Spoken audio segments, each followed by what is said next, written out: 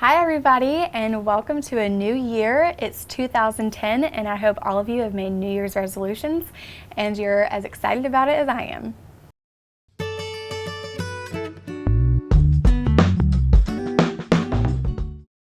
Whenever I think of a new year, I think new year, new you. So what can you do to improve yourself? Because there's always room for improvement.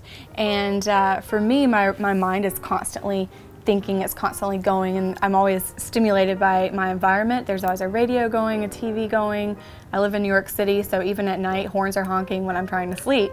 And so I was reading a really great book by Deepak Chopra, and he was just talking about the importance of meditation and that everybody needs at least an hour of silent time to just be every day. And for me, honestly, when I think about just quiet time for an entire hour with no radio, no TV, nothing, it kind of scares me a little bit because you have nothing to rely on but yourself.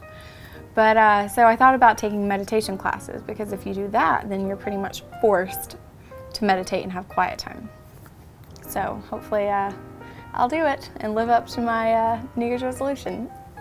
When I was home for the holidays, I slept a lot. My mom actually got mad at me on the third or fourth day. She was like, "Kristen, we're not even hanging out.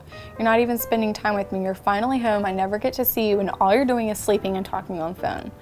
And so I had to get my act together at that point. I came downstairs and helped with the baking in the kitchen. We had a little Christmas party, so I helped my mom prepare for that, even though she would probably say I watched her prepare for that.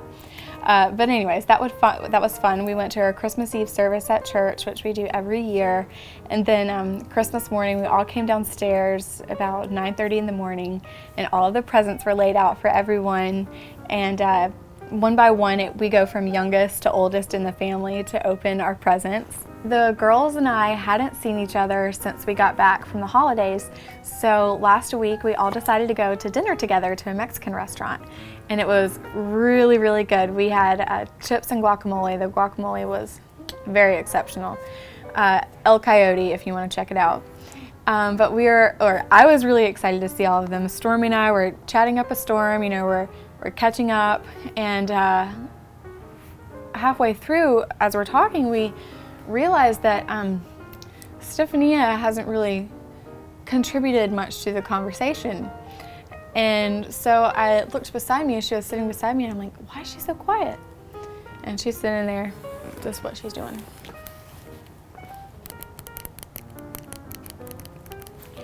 And so she does that all the time. She's always on her phone. So Stormy and I, we're like, okay, let's just stare at her and see if she notices. And so we just look at her. We stared at her for probably 3 minutes until she even noticed that it was dead silent at the table and we were staring at her. Finally, she looks up from her phone and she's like, "Oh, hi guys." And we're like, "Stephania, we want to talk to you. Do you want to hang out with us?" And she's like, "Okay, yes, the food is good. It's so great, blah, blah, blah." And then so we're like, "Yay, Stephanie is in the conversation now." So we start talking again. And then we're like, "Where'd Stephanie go?"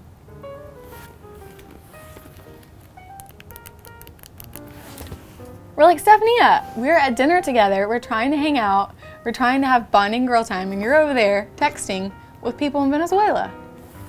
So anyways, the whole night we're trying to get her to hang out, but I guess the people on her phone were more interesting than us.